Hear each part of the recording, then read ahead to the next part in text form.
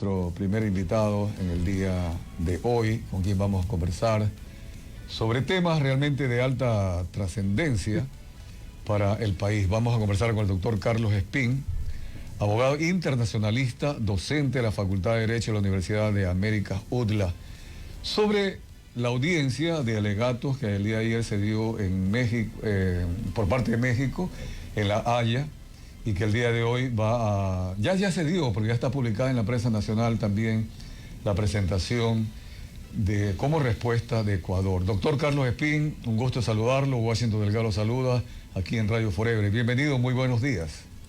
Muy buenos días, estimada Washington, estimada Saskia. Buenos días también a las personas que nos ven y nos escuchan.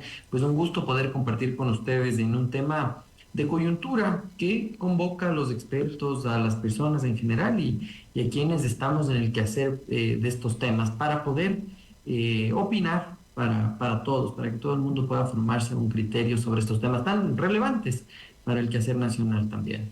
Doctor Carlos Espín, ayer, 30 de abril, el representante mexicano Alejandro Celorio hizo las acusaciones a Ecuador, que yo resumo en dos frases. Primero dijo que Ecuador había cruzado las líneas que no se deben cruzar en el derecho internacional, y que luego dijo que la invasión de la embajada muestra el desprecio del Ecuador por las normas fundamentales. ¿Qué comentarios le amerita estas declaraciones? Bueno, como usted sabe, aquí hay que también tener en cuenta que un proceso litigioso en general, alguien decía, no es un paseo por el parque, sino busca también maximizar cualquier tema, ¿no?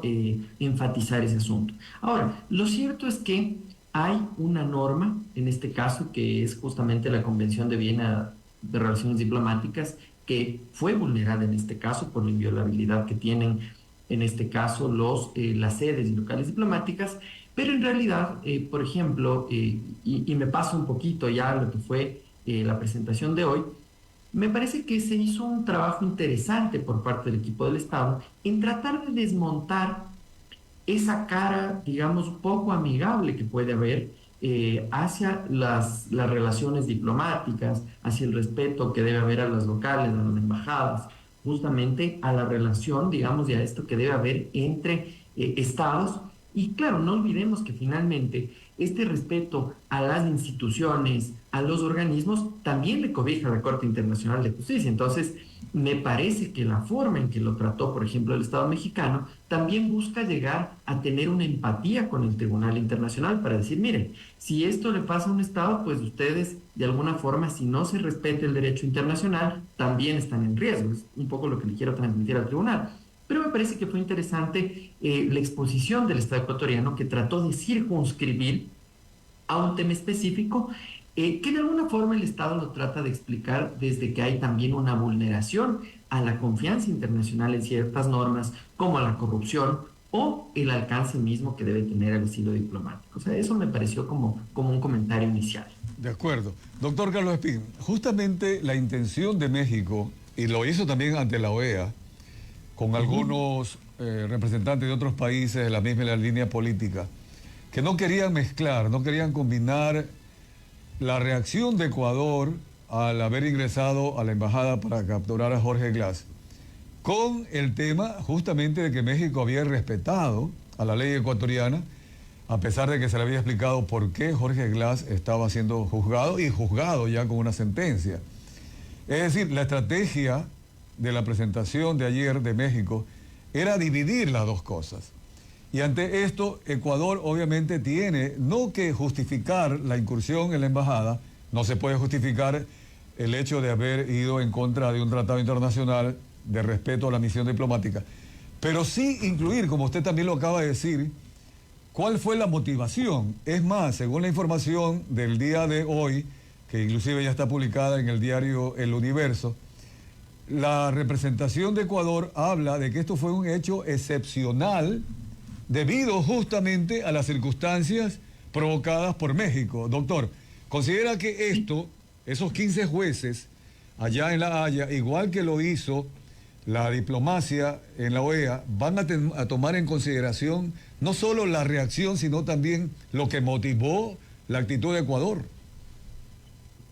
A ver, yo creo que es bien interesante algunas cosas que pasan. La primera que tenemos que tener en cuenta es que usted lo ha dicho, Washington, yo creo que bastante bien, que hay una buena reacción del Estado ecuatoriano, que es decir, yo no voy a desconocer en general el derecho internacional. Ujú. Y concretamente dice, sí, este es un caso excepcional. Y esta excepcionalidad, que parece, digamos, inicialmente un tanto ingenua, termina cobijando toda la defensa del Estado ecuatoriano, porque ¿por dónde va la defensa del Estado ecuatoriano? Es decir, miren, yo siempre he sido respetuoso de los derechos en general de las personas, de las misiones diplomáticas, del derecho internacional, que es como comienza el representante del Estado Parral.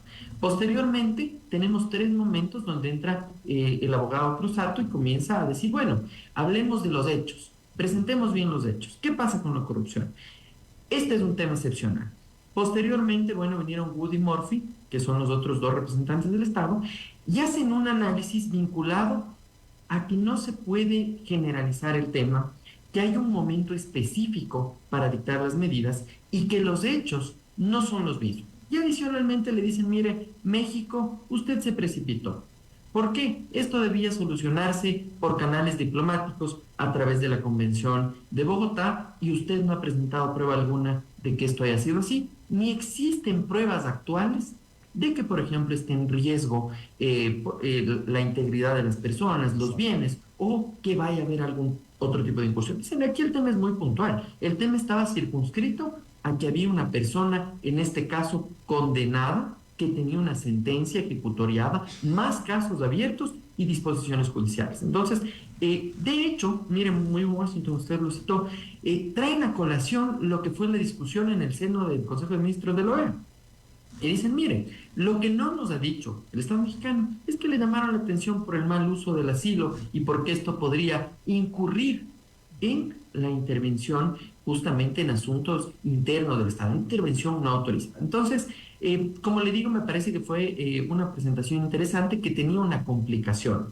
Tratar de desmontar el tema de todo lo que fue las imágenes que circularon, que yo creo que son imágenes que llegaron a nivel mundial y eso obviamente contamina un poco los casos. Ahora, la Corte tiene un análisis complicado porque tampoco puede desconocer la importancia justamente de las relaciones internacionales que se basan en esta confianza de los principios del derecho internacional, como son las relaciones entre estados, figuras que obviamente vienen incluso mucho antes de la existencia de los tratados. Entonces sí, es un tema complicado, pero creo que la respuesta que ha dado el Estado ecuatoriano o el enfoque desde la parte litigiosa me parece que ha sido bastante, por decirlo, bastante organizada e inteligente desde el punto de vista de desmontar o de tratar de minimizar un poco el acto. O sea, no es tan fácil porque ya cuando estamos en realidad es un poco complicado, pero en todo caso creo que ha podido pasar esa parte que es complicada. Claro, ahora, en todo caso, creo que estos 15 jueces de La Haya, y siempre lo tomo como referencia lo que pasó con los delegados diplomáticos de los países americanos en la OEA, ellos creo que deben ver a Ecuador como un país que rompe un poquito aquel esquema de que por ideologías se puede burlar y aprovechar de la privacidad de la misión diplomática, de sus instalaciones para proteger a delincuentes. Y esto parecería que casi se estaba dando forma, sobre todo en Ecuador, ya pasó con el caso de María de los Ángeles Duarte, que se escapó, llegó luego, apareció en Venezuela, luego en Argentina. Este tema creo que se llegó hasta a irrespetar a los ecuatorianos y al Ecuador en sí. Creo que al haber elevado este tema a esos niveles, le da la oportunidad a este organismo internacional a establecer también que se debe respetar todos los acuerdos y de manera total y no de manera parcial, o decir este sí y este no, doctor. Sí, miren, Washington, es súper interesante también lo que nos está planteando para el conocimiento de todos, de la audiencia. Aquí hay un tema. Si nosotros vemos la Convención de Viena, bueno, la Convención de Viena es del 61, y si nosotros vemos también la Convención, en este caso, de asilo diplomático, estamos en primero solo latinoamericano, ¿no? Porque este asilo diplomático como tal es una tradición que viene generándose en Latinoamérica y tiene un tema interesante que justamente es que es del 54. Pero veamos cuál es el contexto también de Latinoamérica en ese momento. O sea, es un asilo que podía estar vinculado también a temas dictatoriales. En realidad es otro momento. O sea, esa polarización que viene después, digamos, de gobiernos que pueden ser aliados, que no pueden ser aliados, que están, donde se nota incluso esa inclinación, es un tema que es posterior y que lo estamos hablando de hoy. Entonces, es posible, yo diría, que también el derecho evoluciona y el derecho internacional también. Y puede ser necesario que algunas condiciones de las expuestas, por ejemplo, en los distintos tratados, como el mismo asilo diplomático, tengan que ser revisadas, porque la idea de estos tratados es una protección de carácter humanitario. ¿Por qué de carácter humanitario? Porque lo que se busca justamente es que una persona que va a ser, digamos, en un contexto dictatorial, donde no hay ningún tipo de derecho, donde no ha podido ejercer probablemente su derecho a la defensa. Pensemos en los casos argentinos, en los casos chilenos, donde podían hasta desaparecer el abogado que me quiera poner un habeas corpus. Estamos absolutamente en épocas un poco distintas, entonces probablemente muchos tratados necesitan ser revisados. O sea, yo creo que más allá de la conducta que puede ser cuestionable, obviamente, que tiene cuestionamientos del Ecuador por haber roto un tratado, y una condición importante del derecho internacional, también nos llama la atención a los estados de la necesidad de revisión de ciertos convenios, de ciertas prácticas, De acuerdo. que tal vez ya no responden a la realidad actual. ¿Qué es lo que puede haber pasado? Porque no será el único caso y no ha sido el único caso donde como ecuatorianos, miren en las clases a veces de Derecho Internacional, suelo decir, pasa esto y posteriormente, pues, dependiendo de la inclinación política, pues pueden estar en una embajada, en una sede diplomática y parecería que la justicia queda sin efecto. Entonces, esto tiende a ser a veces un poco complicado. Entonces, yo sí pienso en la necesidad de revisión de estas figuras y justamente creo que es lo que el Estado ecuatoriano de alguna forma está planteando, el abuso de este derecho. Ujú.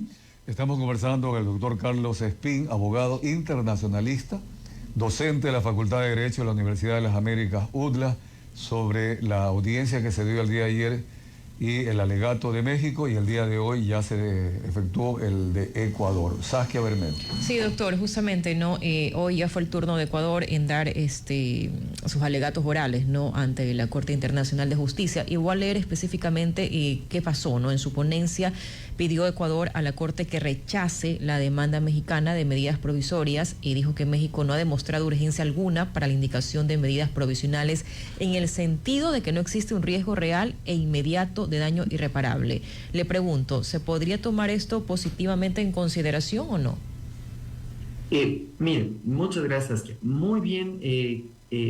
A ver, las medidas cautelares ante cualquier tribunal internacional, y bueno, he tenido la oportunidad de llevar varias, tienen una condición generalmente que es justamente este riesgo inminente, es decir, de algo que se va a consumar ya. Por eso son medidas, digamos, provisionales. Yo no puedo esperar un tiempo demasiado prolongado, no tengo los 3 años o generalmente los años que dura un juicio, yo tengo que tomar acción ya.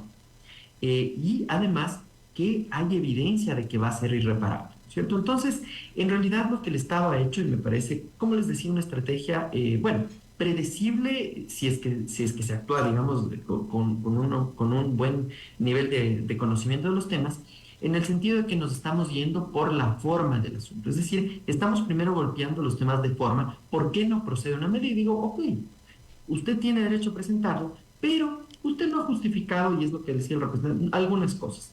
No hay evidencia de un riesgo inminente.